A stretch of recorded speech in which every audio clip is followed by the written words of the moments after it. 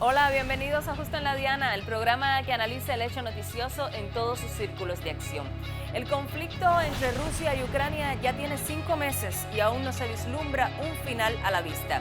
Hoy hablaremos del reciente acuerdo entre las partes para la exportación de cereales, la decisión de Moscú de disminuir el flujo de gas hacia Europa y los envíos de armas hacia Ucrania por parte de Occidente.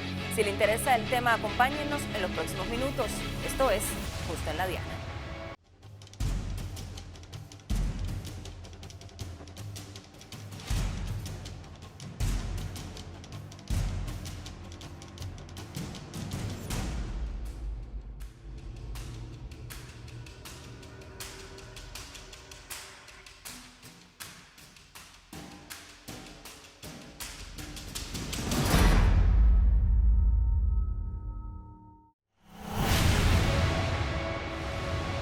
Tanto Rusia como Ucrania son importantes exportadores de cereales, pero debido a la guerra, alrededor de 20 millones de toneladas quedaron atrapadas en sus puertos. Ahora ambas naciones firmaron en Estambul acuerdos para que estos insumos salgan al mar y alivien la tensa situación alimentaria que ya enfrenta el mundo. Vamos a revisar cómo se firmó este acuerdo. Delegaciones de Rusia y Ucrania suscribieron un acuerdo que garantizará las exportaciones de cereales, actualmente varadas en los puertos ucranianos del Mar Negro. El pacto firmado en Estambul tuvo como mediadores a Naciones Unidas y a Turquía. Este es un acuerdo para el mundo. Traerá alivio a los países en desarrollo al borde de la bancarrota y a las personas más vulnerables al borde de la hambruna. Los signatarios del pacto fueron el ministro de Defensa de Rusia, Sergei Shoigu, su par turco Hulusi Akar, el ministro de Infraestructura de Ucrania, Alexander Kubrakov, y Guterres. Sin embargo, la reciente destrucción de un buque militar ucraniano en el puerto de Odesa por las Fuerzas Armadas rusas ha tensado el cumplimiento del acuerdo. La portavoz de las fuerzas ucranianas, Natalia Gumeniuk, confirmó los impactos sobre la infraestructura portuaria y un incendio a consecuencia del ataque rápidamente extinguido. Los misiles no alcanzaron las instalaciones de almacenamiento de grano en el puerto de Odesa, subrayó la vocera. El presidente de Ucrania, Vladimir Zelensky, utilizó este hecho para acusar al Kremlin. El ataque ruso a Odesa, a nuestro puerto, es un ataque cínico y también es un golpe a la credibilidad política de los rusos. Si quedaba alguien por decir que era necesario algún tipo de diálogo, algún tipo de acuerdo con Rusia, miren lo que está pasando. Ahora los Kalib rusos han destruido esa posibilidad.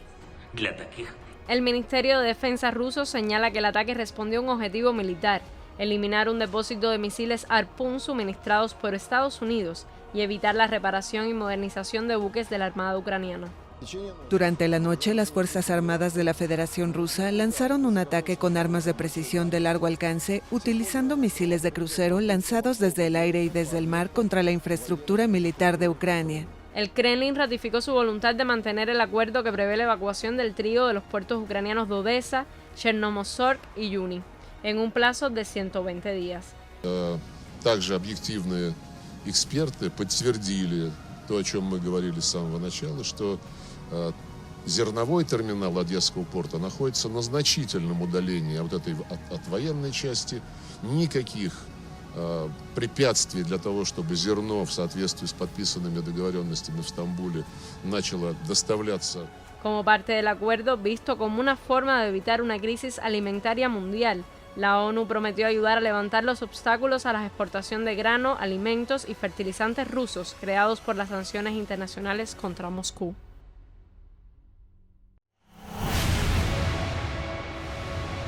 Pero mientras esto pasa, la situación en el terreno se complejiza. Vamos a revisar los últimos acontecimientos. Las tropas rusas están concentrando sus ataques en el sur y el este de Ucrania. El Ministerio de Defensa ruso aseguró haber destruido varios centros de despliegue de 2 brigadas de las Fuerzas Armadas ucranianas en la región del Mar Negro de Mykolaiv. El ministerio señaló además que desde el 24 de julio ha destruido más de 100 cohetes HIMARS de fabricación estadounidense en la región de Dnipro. Y cerca de esa localidad, las autoridades de la ciudad de Jersón, controlada por Rusia, han cerrado el único puente que cruza el río Dnipro después de que fuera atacado con cohetes HIMARS. Hoy nos acompaña en el estudio el doctor Oscar Villar Barroso, profesor titular de la Universidad de La Habana. Profesor, muchísimas gracias por estar nuevamente con nosotros. Gracias a ustedes por la invitación, siempre es un placer estar acá. Para comenzar con el análisis, el reciente acuerdo sobre la exportación de los cereales entre Ucrania y Rusia, que también está relacionado con otras instancias internacionales, contribuirá a enfrentar la crisis alimentaria a nivel mundial. ¿Cómo se llegó a este acuerdo? Bueno, vamos por partes. En primer lugar, es un acuerdo patrocinado por las Naciones Unidas que tiene como garante a Turquía y consiste fundamentalmente en crear una vía expedita para que el cereal que está almacenado en Ucrania pueda salir al exterior. Es eso. Porque el puerto de Odesa, que es el principal puerto ucraniano, está bloqueado desde afuera por la Marina de Guerra rusa, pero en las cercanías del puerto, en las aguas limítrofes, la propia Ucrania tiene minada toda esa zona ahí para evitar que los barcos rusos penetren. Por lo tanto, es una situación compleja en cuanto a la navegabilidad en esa región. Eso es lo que se ha tratado de facilitar, de que se pueda sacar el trigo. Ahora, ¿eso va a resolver el problema alimentario en el mundo? No, la respuesta es no. Mira, Diana, todo esto tiene que ver con las campañas propagandísticas a las que nos estamos enfrentando de mentiras, de manipulación, como parte de las guerras cognitivas. Y lo que ha ocurrido en Ucrania es la manifestación quizás más elevada, por decir de alguna forma, de las guerras cognitivas. Van precisamente a modelar, no ya lo que tú piensas, sino cómo lo piensas. La producción mundial de trigo anda por los 750 millones de toneladas al año y el consumo es un poco menos. Para los estimados de este año, Ucrania ocupa el lugar 9 en la producción de trigo. Y Ucrania es un gran consumidor también de trigo. Son culturas que consumen mucho el trigo, la rusa, la ucraniana, la bielorrusa, todos ellos. Por lo tanto, Ucrania exporta menos de la mitad de lo que produce. Y están diciendo que hay alrededor de 20 millones de toneladas métricas en los almacenes. Eso no va a resolver ningún problema. El primer exportador, el primer productor de trigo en el mundo es la Unión Europea. La Unión Europea a los 27. Francia es el mayor productor de ellos, pero está Alemania, Italia, España, Rumanía. Es decir, ellos son los primeros productores mundiales de trigo, la Unión Europea, que producen alrededor de 135 millones y medio de toneladas al año. El segundo es China. Pero China consume más de lo que produce. Produce alrededor de 135 millones, pero consume 144. El tercer productor es la India. El cuarto es Rusia. Rusia produce alrededor de 80 millones de toneladas métricas de trigo. Después de Estados Unidos, Canadá, hay una serie de países. Por lo tanto, Ucrania no está en todo eso. Ucrania hace 2 años produjo 26 millones de toneladas, este año debe producir unos 21 millones de toneladas, y eso no resuelve ningún problema. ¿Qué ocurre? Van a las emociones, te dicen eso, y el objetivo es satanizar a Rusia, que por culpa de Rusia esto está ocurriendo. Pero y poner no también en el epicentro de este conflicto entre Ucrania y Rusia, en el epicentro a nivel mundial, de las problemáticas a nivel mundial, para que la gente también se interese mucho más por el conflicto. Claro. Pero este problema también de los cereales, como todo, la crisis económica no tiene que, es decir, no la produjo este conflicto, viene desde la COVID. Y esto se ha ido agudizando y bueno, hay que buscar un gran culpable. Ahora bien, profesor, aunque se llegó a este acuerdo diplomático, la situación en el terreno también sigue evolucionando y continúa complicada. ¿Estamos ante un escenario de desgaste de las fuerzas ucranianas o por el contrario se sienten fortalecidas con el envío de armas por parte de Occidente? Bueno, si vas al discurso de Zelensky, lo que les queda para derrotar a Rusia es prácticamente nada. Mira, vuelvo a retomar algo que he dicho acá y lo he dicho en todos los escenarios. Este conflicto no es entre Rusia y Ucrania. De hecho, los rusos lo han dicho, por eso es que dicen que es una operación militar especial. Esto es una guerra de reacomodo geopolítico entre un Occidente que, posiblemente consciente de su retroceso, de la pérdida de atributos geopolíticos, están pujando al máximo por mantener el status quo. Y un mundo multipolar que está tratándose de imponer y de alguna manera, y bueno, desgraciadamente por esta vía. La situación militar en Ucrania es compleja en el sentido de que Ucrania es ilusorio pensar que ellos van a poder derrotar al ejército ruso. Mucho de lo que dicen es para seguir pidiendo, cuando uno ve los discursos, yo me leo día por día todo lo que publica Vladimir Zelensky.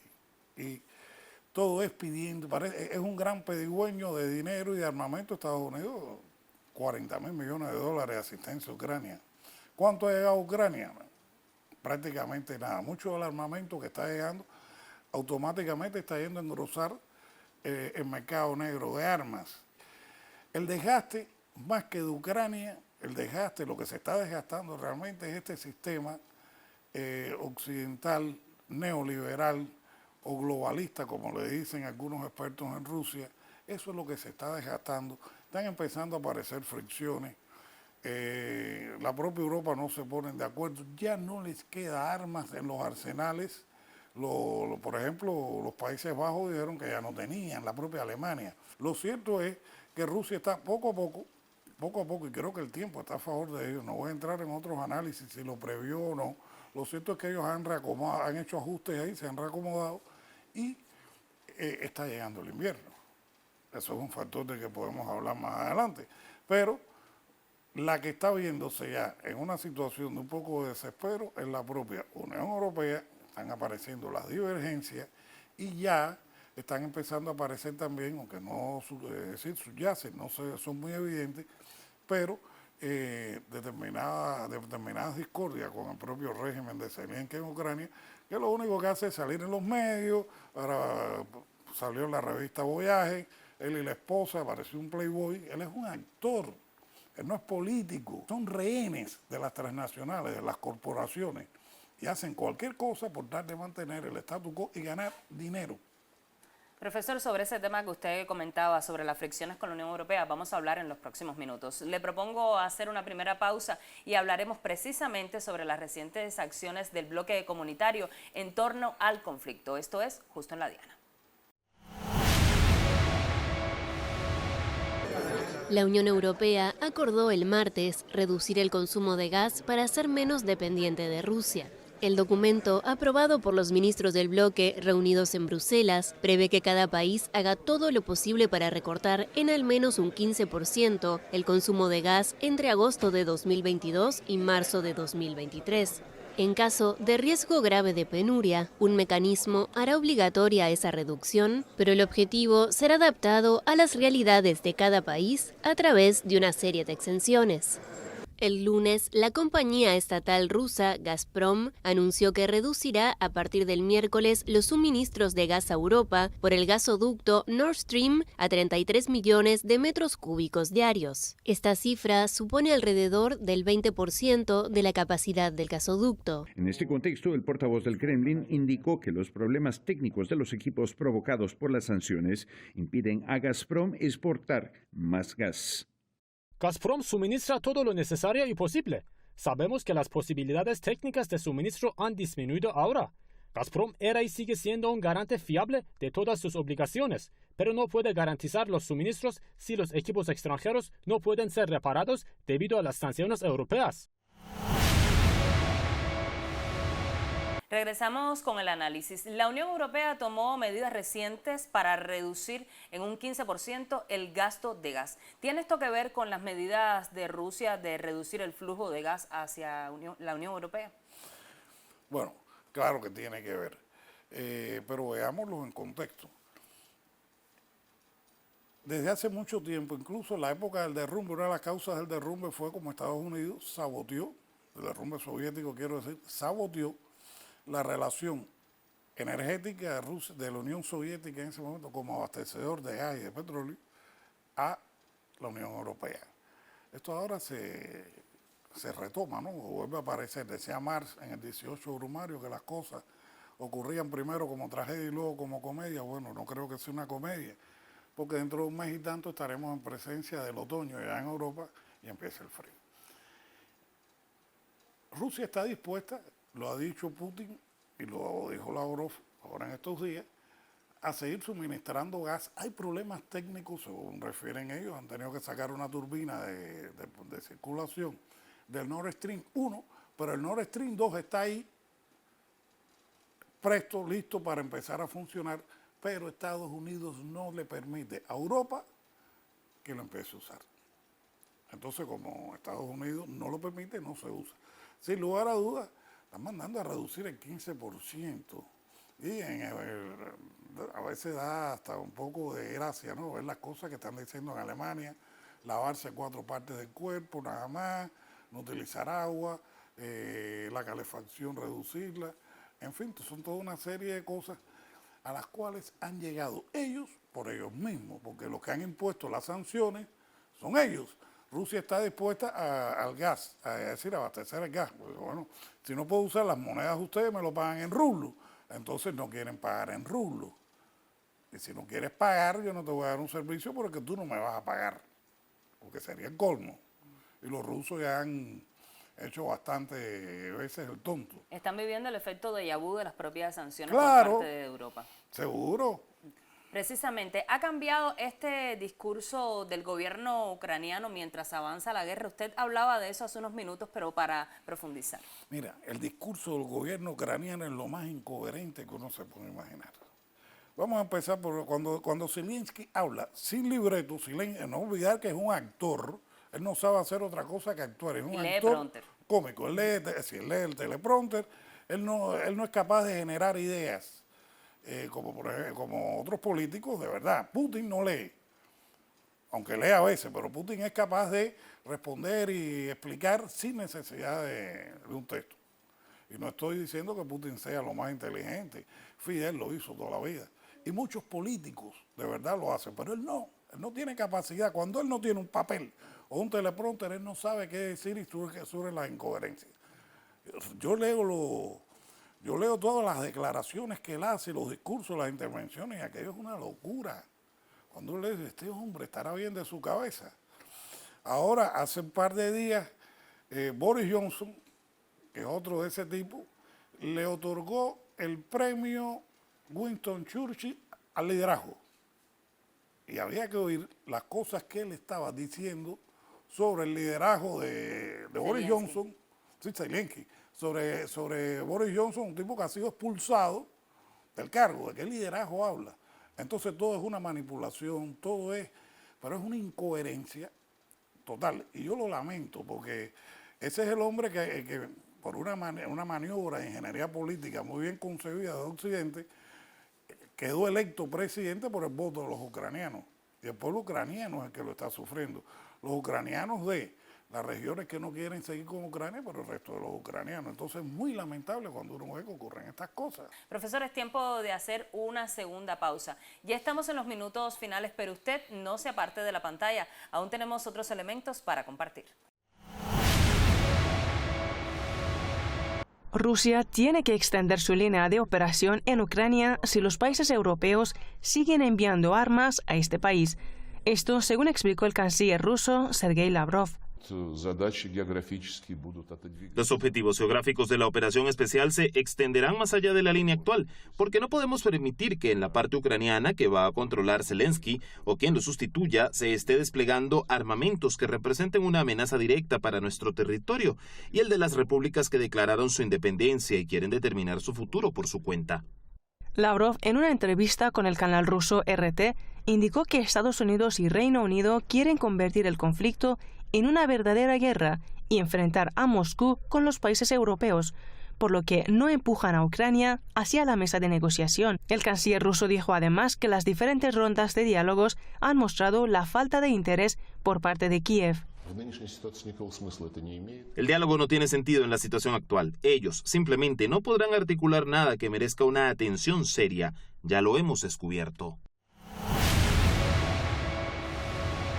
Profesor, ya para finalizar, las negociaciones para poner fin a este conflicto, ¿en qué punto están?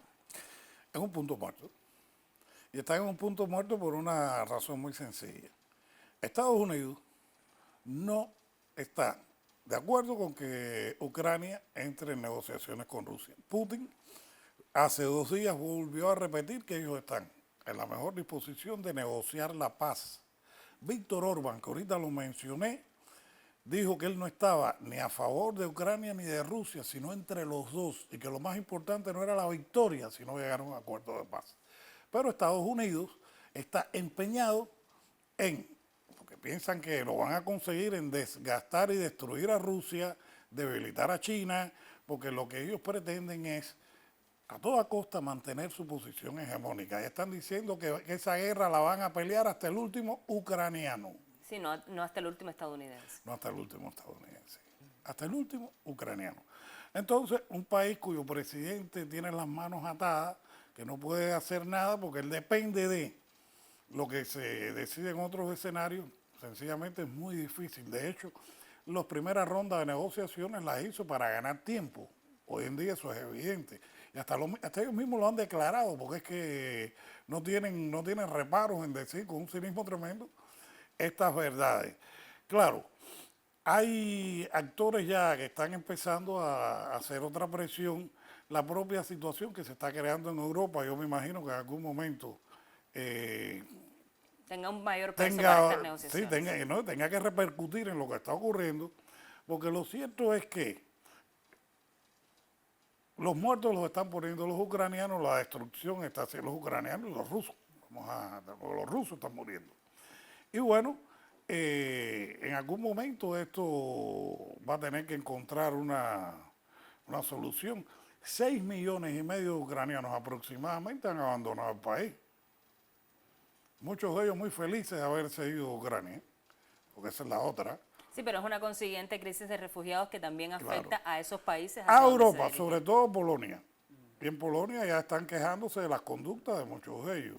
En Polonia ellos están, sobre todo, la mayoría en los países de Europa del Este, 1 millón y tanto que han salido en los últimos tiempos hacia Rusia, algunos a Bielorrusia, pero a Estados Unidos no han llegado. Mientras en Ucrania no hay un gobierno pro-ucraniano o surjan fuerzas pro-ucranianas, que no es descabellado que ocurra en algún momento, porque ese es un pueblo valiente, es un pueblo que tiene mucha preparación, y pueblo admirable, el pueblo ucraniano, puede que en algún momento ahí cambien las cosas, entonces bueno, habría que ver en qué condiciones negocian, pero con las actuales autoridades yo no veo ninguna posibilidad. Habrá que seguir de cerca todo este tema del conflicto. Sin duda. Profesor, yo le agradezco muchísimo que haya estado con nosotros aquí una vez más en el programa para poner en contexto este conflicto en Europa. Y estamos en los minutos finales. Esto es Justo en la Diana. Но я уже сказал, что продовольственный кризис появился не вчера и не в феврале этого года. Он начался с пандемии, и начался он с достаточно серьезных ошибок, которые западные страны сделали и в контексте продовольственной ситуации, и в контексте энергетической ситуации. Мы не просим о снятии санкций. Это проблема, которая заслуживает отдельного внимания. Мы просто будем теперь развивать свою экономику, опираясь на надежных партнеров, а не на тех, которые в очередной раз доказали свою полную недоговороспособность. Но что касается продовольствия, здесь, если наши западные коллеги так близко к сердцу принимают нынешнюю ситуацию, они должны устранить препятствия, созданные ими самими.